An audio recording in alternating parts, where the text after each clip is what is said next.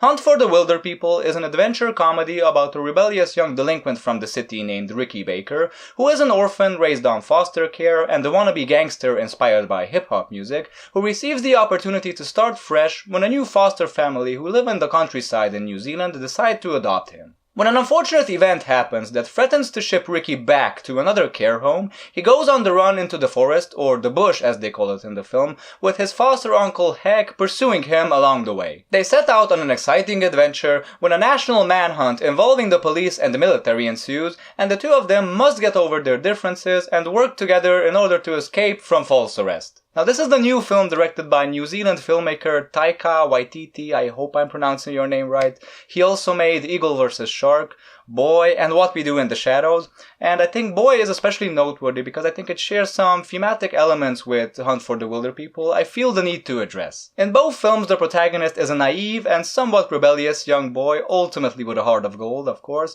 who just longs for that one thing that he could never have, to have a family, and most importantly to have a father figure, a man, someone he can look up to, someone who can guide him through this process of growing up, and to be that type of emotional support that only a man can be to his son. Unfortunately, Boy's father is a washed-up jailbird, a drunk, a wannabe gangster who doesn't really seem interested in connecting with his son on a paternal level, and all he wants to do is party and to search for some money that's allegedly hidden in their backyard. Uncle Heck, the potential father figure in Hunt for the Wilderpeople, is very antisocial, very stubborn, very grumpy, very grouchy, an overly serious man who, again, doesn't really show much interest in developing any sort of relationship with Ricky. But while Boy was more of this kind of realistic indie comedy drama, Hunt for the Wilderpeople is straight up action-adventure comedy and quirky road movie, not realistic at all. Everything about the film, from the characters to the action scenes to the special effects, yes, there are special effects in this film, some of them partially being CGI,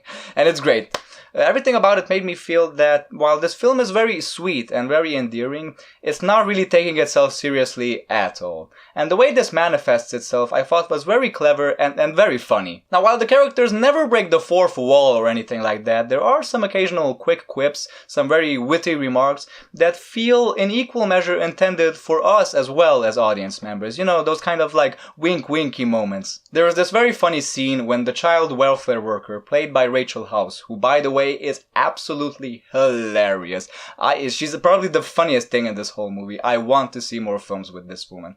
There's a moment when she finally catches up with Ricky, who's she hunting, and she says like, I'm gonna get you eventually, I'm gonna capture you, I'm like the Terminator. And then Ricky's like, no, I'm the Terminator. And Rachel is like, you're not the Terminator, bullshit, you're like Sarah Connor from the first movie when she couldn't do push-ups yet. You know, those kinds of moments, those kinds of very witty, very crowd-pleasing moments like The Terminator. It's a film that everybody has seen, everybody loves. And so let's reference it, let's make fun of it, let's make a joke about it. The editing of the action scenes and the special effects, which like I said, to me seem to be partially CGI, almost have this very raw and very amateurish feel to them, but it is done completely intentionally and very professionally, and it manages to add to this not very realistic film an extra layer of charm. This film is almost like the anti-The Revenant. You know The Revenant, of course, everybody does. That's also a film about people surviving for months in the forest. Now, that's a very gripping, that's a very gritty, that's a very serious film. It's also very scary even, I might add.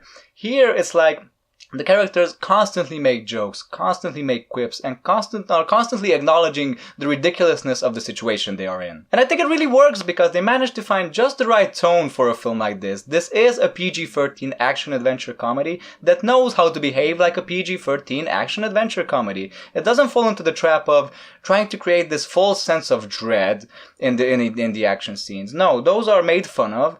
Instead, they managed to find a way to create tension and suspense another way. The suspense really lies in whether or not these two will eventually overcome their differences. That was like the real thing that kept me on the edge of my seat, so to speak. You know, I was just watching the movie, and after a while I was just like, hey, I think our time is almost up, man. The movie is almost over and you're still not getting on the same page here. Like, I'm worried about you guys. The two main characters are incredibly likable and relatable. Allegedly, Julian Dennison was chosen for the part without even having to give an audition. And I wouldn't be surprised if this is exactly the way he behaves in real life as well. He feels so nonchalant, so true to himself. He seems so comfortable in his own skin. And yes, he's a very talented, very funny, and very endearing kid. And we have Sam Neill. Now, most people probably know Sam Neill from Jurassic Park. Now, I used to think I didn't care about Sam Neill, but that's not true. Like, when he is in something this good, and when he is this good, then I do care about him. I do want to see him in more films. He